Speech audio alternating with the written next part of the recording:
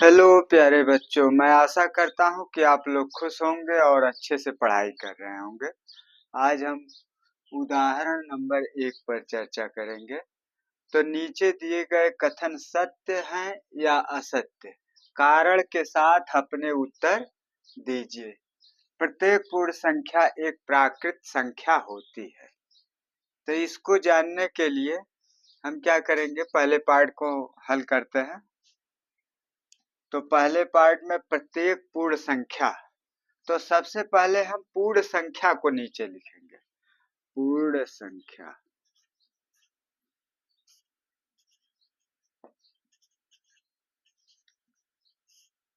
पूर्ण संख्या कौन कौन सी है? 0 से लेकर अनंत तक। 0, 1, 2, 3, 4, 5 डाट डाट करके अनंत तक जो है पूर्ण संख्या होती है। 0 से शुरू करके अनंत तक पूर्ण संख्याएं होती है। इसके बाद जो है दूसरी चीज लिखी हुई है प्राकृत संख्या। तो हम नीचे लिखते हैं प्राकृत संख्या।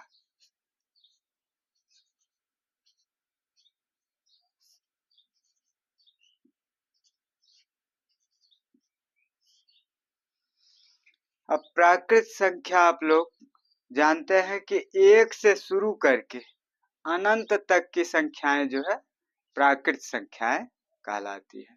तो हम यहाँ पर लिखेंगे 1, 2, 3, 4 डाट डाट करके अनंत तक की संख्याएं जो है प्राकृत संख्याएं कहलाती है। तो अब यहाँ पर कहा जा रहा है कि प्रत्येक पूर्ण संख्या एक प्राकृत संख्या होती है, मतलब पूर्ण संख्या प्राकृत संख्या के अंदर। तो ऐसा है यहाँ पर पूर्ण संख्या प्राकृत संख्या के अंदर है? नहीं है, क्योंकि शून्य इसके अंदर नहीं है। शून्य जो है इसके अंदर नहीं है, इसका मतलब पूर्ण संख्या प्राकृत संख्या के अंदर नहीं है पूर्ण रूप से। बाकी संख्याएं हैं यह मानते हैं, लेकिन एक संख्या अगर नहीं है तो इसका मतलब पूर्ण संख्या, सभी पूर्ण संख्याएं प्राकृत संख्या के अंदर नहीं है। क्योंकि यहाँ कहा जा रहा प्रत्येक मतलब सभी, प्रत्येक पूर्ण संख्या एक प्राकृत संख्या होती है, मतलब सभी पूर्ण संख्याएं प्राकृत संख्या होती है। तो इसमें एक संख्या नहीं है, कौन सा? 0 अर्थात शून्य। शून्य जो है प्राकृत संख्या के अंदर नहीं है। इसका मतलब क्या है कि यह जो है कथन, कथन क्या हुआ? असत्य, क्योंकि सभी पूर्ण संख्याएं प्राकृत संख्या के अंदर नहीं। तो इस कथन के लिए आप लिखेंगे असत्य।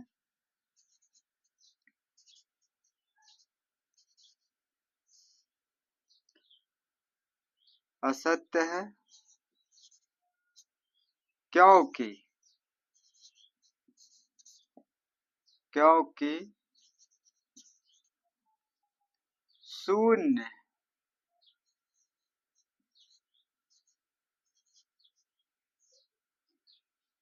एक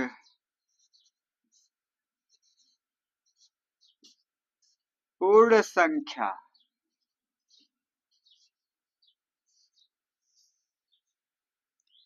शून्य एक पूर्ण संख्या है, परंतु प्राकृत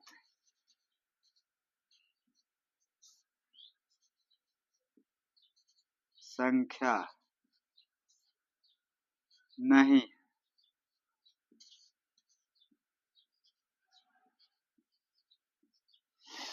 अब इसके बाद जो है दूसरा नंबर का प्रश्न देखेंगे किस तरह से इसको हल किया जा रहा है। तो दूसरे नंबर वाले प्रश्न में है प्रत्येक पूर्णांक एक परिमेय संख्या होता है। प्रत्येक पूर्णांक एक परिमेय संख्या होता है। तो इसके लिए दूसरा नंबर यहाँ हल कर देते हैं। प्रत्येक पूर्णांक एक परिमेय संख्या होता है। तो सबसे पहले हम लिखेंगे पूर्णांक के बारे में। पूर्णांक,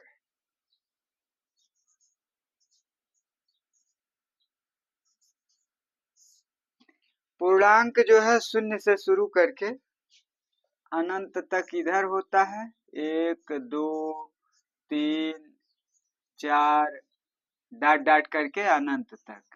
और इस दिशा में -1 -2 -3 डॉट डॉट करके अनंत तक होती है।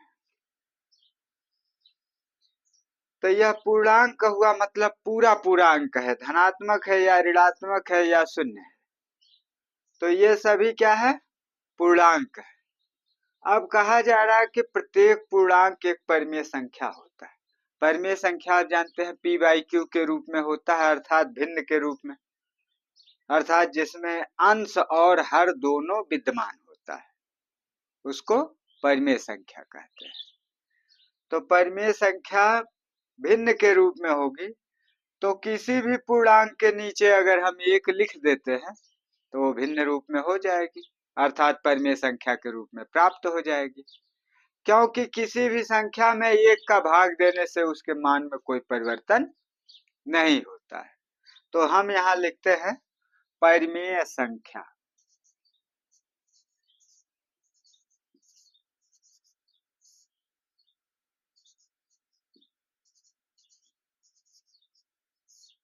परिमेय संख्या, तो अब जैसे -3 है तो इसको हम -3/1 लिख सकते हैं, -2 है तो -2/1 लिख सकते हैं, -1 है तो -1/1 लिख सकते हैं, 0 है तो इसको 0/1 लिख सकते हैं, 1 है तो इसको 1/1 लिख सकते हैं, 2 है तो 2/2 लिख सकते हैं, 3 है तो 2/1 लिख सकते हैं, 3 है तो 3/1 लिख सकते हैं। मतलब सबके नीचे हम जो है बटा 1 लिख सकते हैं, और जब हम बटा 1 लिखते हैं तो इसमें 2 भाग प्राप्त हो जाते हैं, अंश और हर, अर्थात भिन्न रूप में संख्या प्राप्त हो जाती है। पूर्णांक संख्या भिन्न रूप में हो जाती है, और भिन्न रूप की संख्या p/q के रूप की कहलाती है, जिसे जो है परिमेय संख्या कहा जाता है। अर्थात पूर्णांकों को हम परिमेय संख्या के रूप में बदल सकते हैं। तो यहाँ लिखेंगे सत्य है।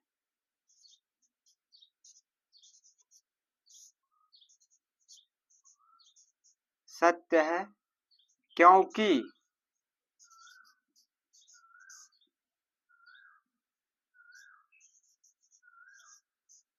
क्योंकि सत्य है क्योंकि प्रत्येक पूर्णांक के बटे में, क्योंकि प्रत्येक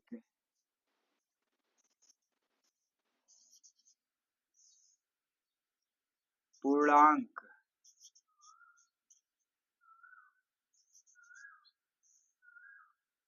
के, सत्य है क्योंकि प्रत्येक पूर्णांक के बटे में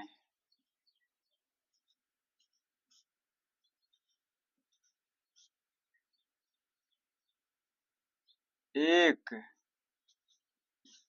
लिखा एक लिखा एक लिखने से एक लिखने से वह एक लिखने से वह परिमेय संख्या के रूप में बदल जाती है। एक लिखने से वह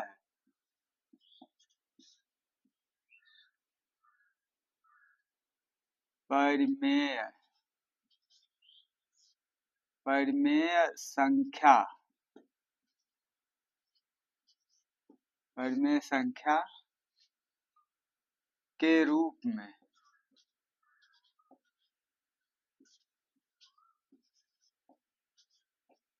बदल जाती है।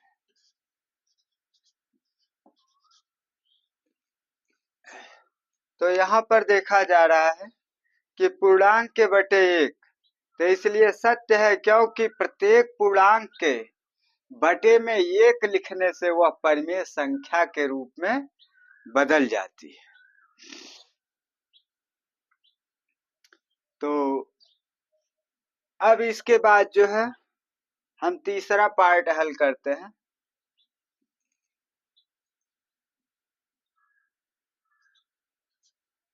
तीसरा पार्ट आप देखिएगा, प्रत्येक परिमेय संख्या एक पूर्णांक होती है। तो सबसे पहले हम परिमेय संख्या लिख देते हैं।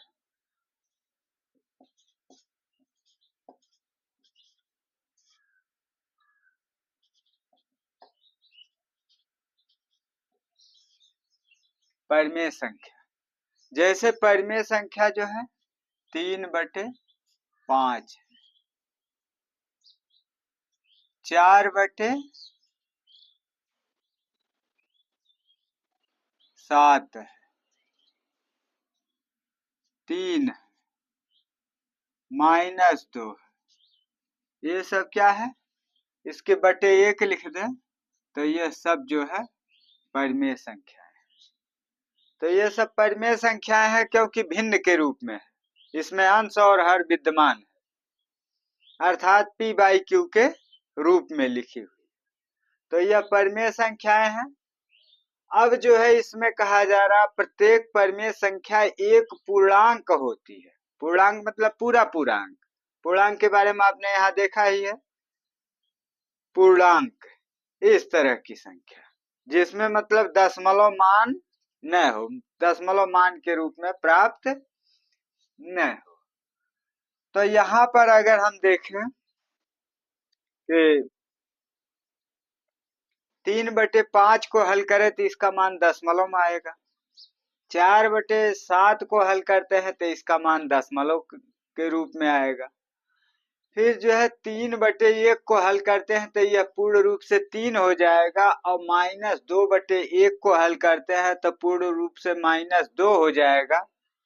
यह तो पूरा पूरा अंक है, यह तो पूर्णांक दोनों हो सकता है, लेकिन यह दोनों पूर्णांक नहीं हो सकता है। तो इसमें कहा जा रहा है कि प्रत्येक परिमेय संख्या मतलब सभी परिमेय संख्याएं एक पूर्णांक होती है, एक पूर्णांक होती है।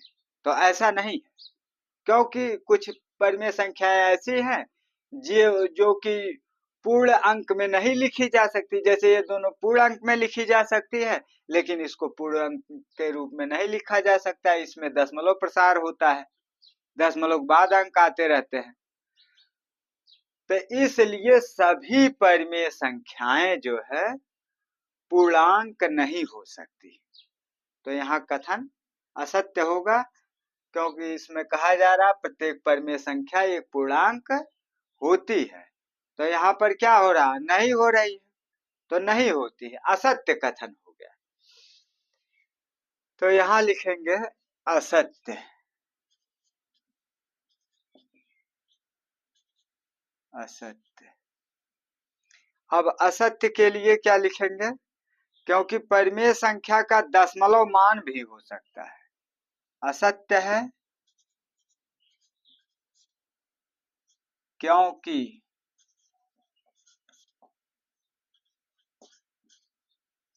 परिमेय संख्या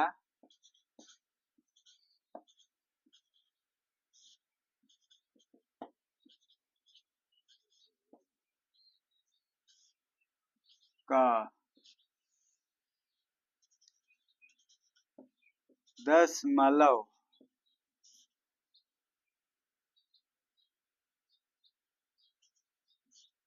क्योंकि परिमेय संख्या का दशमलव मान भी हो सकता है।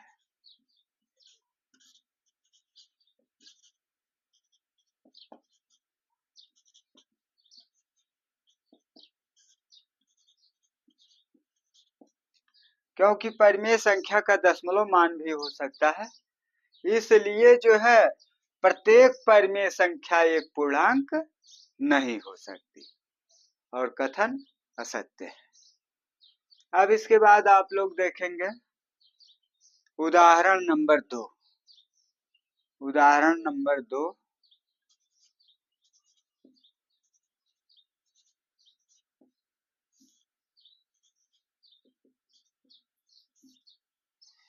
उदाहरण नंबर 2 में है 1 और 2 के बीच की 5 परिमेय संख्याएं ज्ञात कीजिए। 1 और 2 के बीच की 5 1 और 2 के बीच की 5 परिमेय संख्याएं।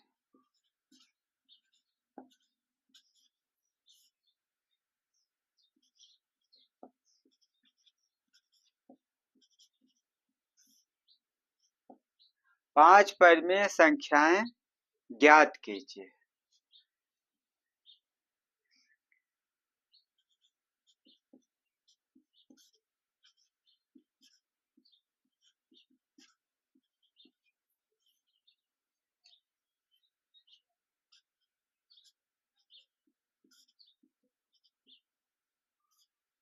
तो उदाहरण नंबर 2 में कहा जा रहा है कि 1 और 2 के बीच 5 परिमेय संख्याएं ज्ञात करनी है। इसको ज्ञात करने के लिए हम क्या करते हैं, इन दोनों संख्याओं को, पहली संख्या को ए और दूसरी संख्या को बी मान लेते हैं, और 5 परिमेय संख्याएं हैं तो 5 परिमेय संख्या को एन मान लेते हैं। तो यहाँ पर आप देखिएगा, ए बराबर 1, बी बराबर 2, एन बराबर 5। अब एन बराबर 5 हो गया। इसमें प्रयोग के लिए n+1 की जरूरत पड़ती है, इसलिए हम यहाँ बगल में फिर n+1 भी प्राप्त करते हैं। तो n का मान 5 है, 5 + 1 बराबर 6। अब इसके बाद हम क्या करते हैं कि a का मान जो है हल करते हैं। तो a बराबर हो गया 1, a का मान 1 है। अब इसको हम भिन्न के रूप में लिख सकते हैं, अर्थात परिमेय संख्या के रूप में, बटे 1 लिख करके। तो इसको हम लिख देंगे 1/1। अब इसके ऊपर और नीचे इस 6 से जो है गुणा कर देते हैं, इसके ऊपर नीचे 6 से गुणा कर देते हैं। तो यहाँ 6/6 लिख देंगे। अब 6 से 1 में गुणा करेंगे तो ऊपर 6 हो गया, नीचे 6 में 1 से गुणा करेंगे तो 6 हो जाएगा। इस तरह से यह भिन्न के रूप में प्राप्त हो गया। फिर जो है b बराबर 2 है, तो 2 को हम 2/1 लिख सकते हैं, क्योंकि किसी भी संख्या बटे 1 लिख सकते हैं। तो यहाँ बटे 1 लिख दिए। अब इसके ऊपर नीचे जो है उसी 6 से जो है गुणा करेंगे, तो 6/6 यहाँ भी हो गया। अब ऊपर 6 का गुणा 2 में करेंगे, 6 दूनी 12 हो गया, और नीचे जो है 6 का गुणा 1 में करेंगे तो 6 हो गया। तो बटे में जो है 6 लिखेंगे। अब पहले संख्या को हल करने पर 6/6, दूसरी संख्या को हल करने पर 12/6 प्राप्त हो रहा है। तो अब इसके बीच में हम जो है 5 परिमेय संख्याओं को ज्ञात करेंगे। तो नीचे लिखते हैं, अतः 5 परिमेय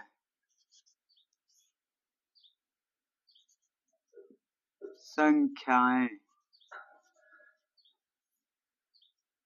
अतः 5 परिमेय संख्याएं। 6/6 के बाद कौन सी संख्या आएगी? 7/6। तो इसके बाद आएगी 7/6। 7/6 के बाद 8/6। 8/6 के बाद 9/6। 9/6 के बाद 10/6। 10/6 के बाद 11/6। अब इसके बाद आपका लास्ट में जो है 12/6 प्राप्त हो जा रहा है।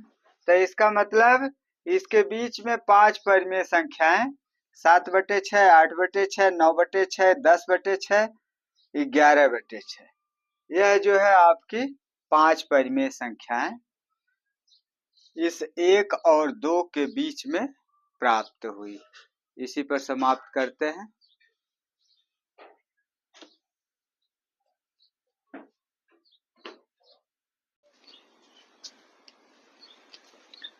उदाहरण नंबर 3 में देखिएगा, संख्या रेखा पर √2 का स्थान निर्धारण कीजिए।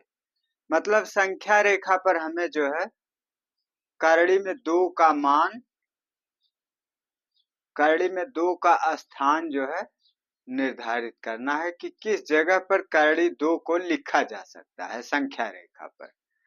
तो इसके लिए आप देखिएगा, सबसे पहले हम एक संख्या रेखा खींचते हैं।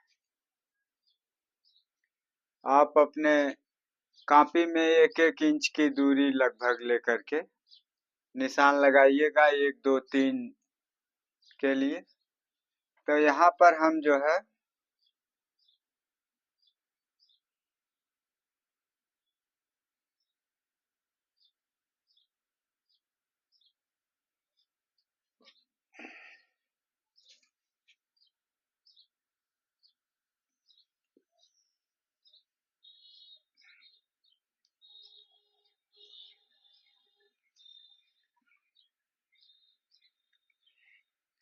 इधर तीर का निशान लगा देते हैं और इस साइड में तीर का निशान लगा देते हैं। अब यह निशान जो है इस तरह से 3 जगह निशान लगाते हैं, क्योंकि करड़ी में 2 का मान जो है 1 और 2 के बीच में ही होगा। तो इसलिए हम जो है 0 और यह 1 और यह 2 और इसको मान लेते हैं -1। तो हमारा करड़ी में 2 का मान 1 और 2 के बीच में होगा। तो इसको अब देखते हैं किस तरह से 1 और 2 के बीच में आता है। तो 0 से लेकर के 1 तक जितनी दूरी है उतनी दूरी लेकर इसके लंब दिशा में, 1 वाले स्थान के लंब दिशा में हम जो है एक रेखा खींचते हैं, एकदम लंब दिशा में। आप जो है चाँदे की सहायता से चाँदा रख के आप एकदम लंब दिशा में खींचिएगा। और किस लंबाई के बराबर इसको खींचना है? जो 0 से 1 तक की लंबाई है उसी लंबाई के बराबर इसको खींचना है। अब इसके बाद आप देखेंगे 0 से इसके ऊपर वाले सिरे को मिला देते हैं।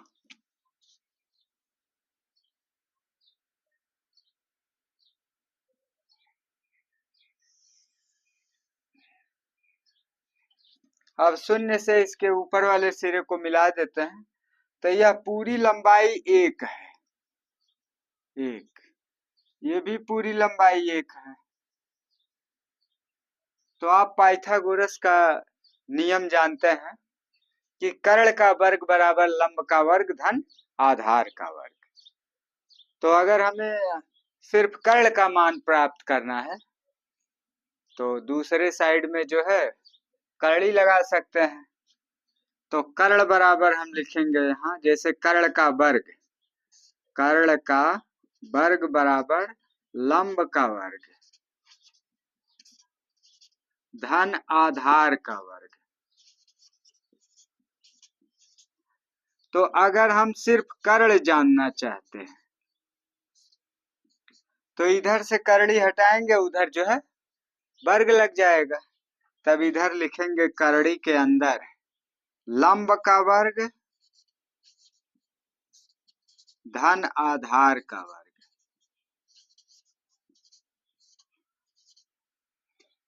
तो कर्ण का वर्ग बराबर लंब का वर्ग धन आधार का वर्ग। इधर से वर्ग हटाए तो उधर जाकर करड़ी लग जाता है। कर्ण बराबर करड़ी के अंदर लंब का वर्ग धन आधार का वर्ग। अब इसका मान लिखते हैं। लंब का मान भी एक है, आधार का मान भी एक है, तो हम इसको लिखेंगे बराबर करड़ी के अंदर एक का वर्ग प्लस एक का वर्ग। तो एक का वर्ग एक हुआ और प्लस एक का वर्ग एक हुआ, दोनों जोड़ देंगे तो दो हो गया। तो करड़ी के अंदर दो प्राप्त हो गया आपका यह मान। तो इसका मतलब ये है कि एक का वर्ग करके जोड़ने के बाद करड़ी के अंदर दो प्राप्त हो जाता है। तो इसका कर्ण यहाँ पर कौन सा चीज है, ये वाला कर्ण है ना, ये लंब है, ये आधार है, तो ये कर्ण है, इसलिए इस कर्ण का मान हो गया करड़ी में दो। तो अब हम लंगड़ा प्रकार की सहायता से इसको केंद्र मानकर और इसको दूसरा पॉइंट लेकर के यहाँ चाप खींचेंगे। तो आपको हम जो है चाप खींच के दिखा दे रहे हैं, क्योंकि यहाँ लंगड़ा प्रकार छोटा पड़ता है।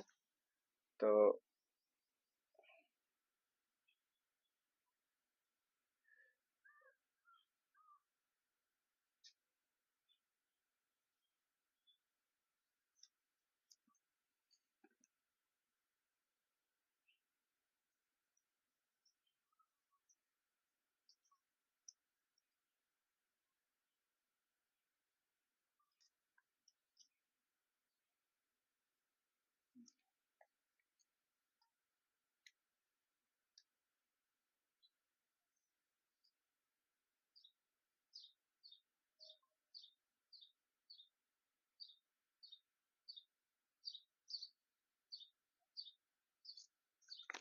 अब ये जो है चाप खींच दिया गया।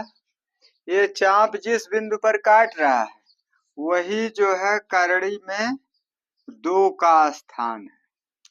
तो इस तरह से आपका करड़ी में दो के स्थान का निर्धारण हो गया संख्या रेखा पर। अब इसके बाद आप देखिएगा वास्तविक संख्या पर जो है करड़ी में तीन के स्थान का निर्धारण करना है। तो इसके लिए हम जो है यहाँ पर एक संख्या रेखा खींचते हैं इसी तरह से।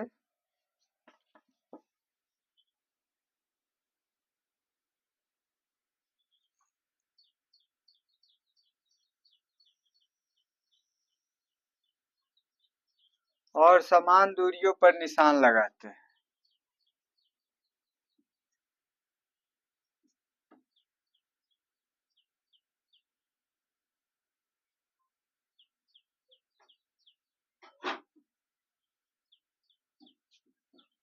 समान दूरियों पर निशान लगाते हैं। तो इसमें सबसे पहले यहाँ -1 है, यहाँ पर 0 है, यहाँ पर 1 है, यहाँ पर 2।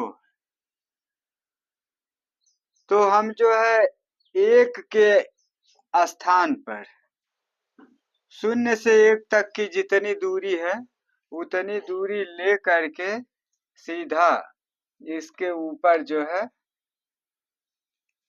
लंबाई खींचते हैं। ये 0 से 1 तक की जो दूरी है उतनी दूरी लेकर के इसके लंब दिशा में जो है एक रेखा खींचते हैं। इस रेखा को आप चांदे की सहायता से खींचिएगा और पटरी से सीधा करके मिला दीजिएगा। अब इसके बाद हम इस 0 और ऊपर वाले सिरे को मिलाते हैं।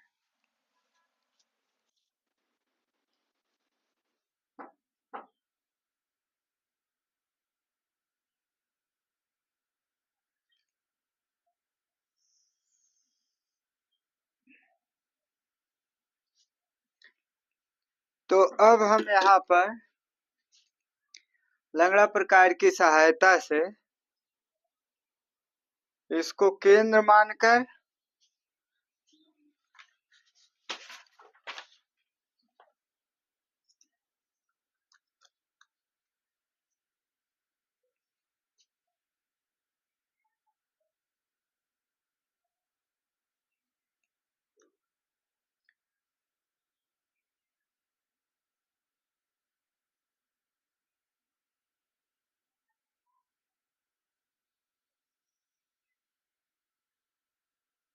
एक चाप लगाते हैं।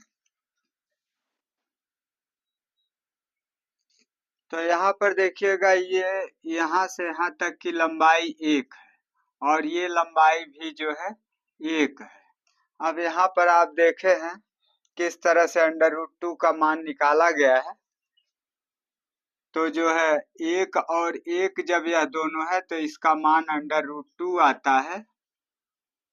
अब यहाँ पर जो स्थान प्राप्त हुआ यह √2 है। अब √3 हमको लाना है, तो इसके लिए हम यही कैलकुलेशन लिख सकते हैं। कर्णिम 2 का मान यहाँ प्राप्त हो गया। अब इसके बाद हमको कर्णिम 3 का मान प्राप्त करना है। तो इसके लिए हम क्या करते हैं कि जो लंबाई यहाँ 1 पर ली गई है, इसी लंबाई के बराबर,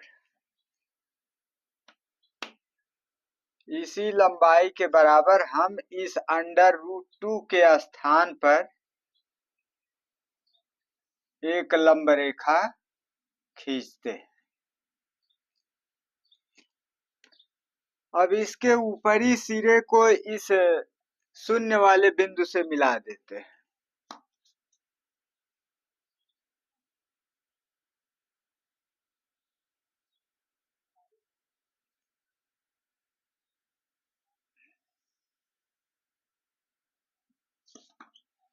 अब यहाँ पर देखेंगे कि ये लंबाई जो है 1 है और ये पूरी लंबाई जो आपकी है यहाँ से यहाँ तक, यह पूरी लंबाई जो है √2 है।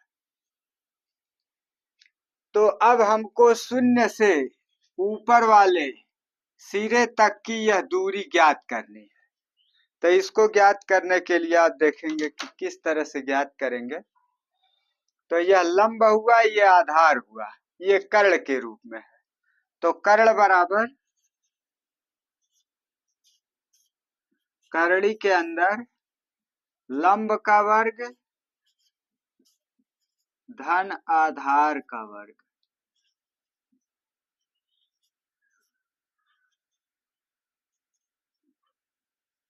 लंब का वर्ग धन आधार का वर्ग।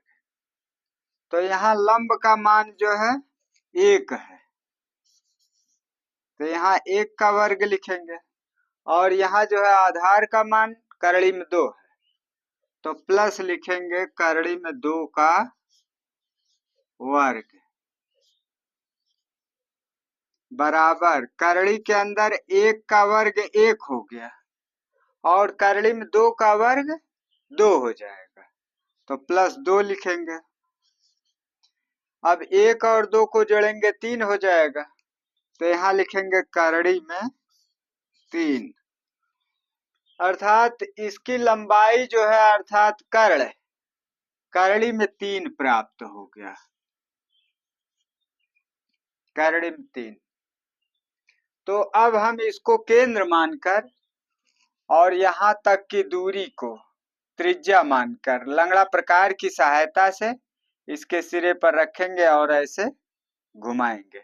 जिस बिंदु पर काटेगा वही इसका जो है √3 के मान का निर्धारण हो जाएगा।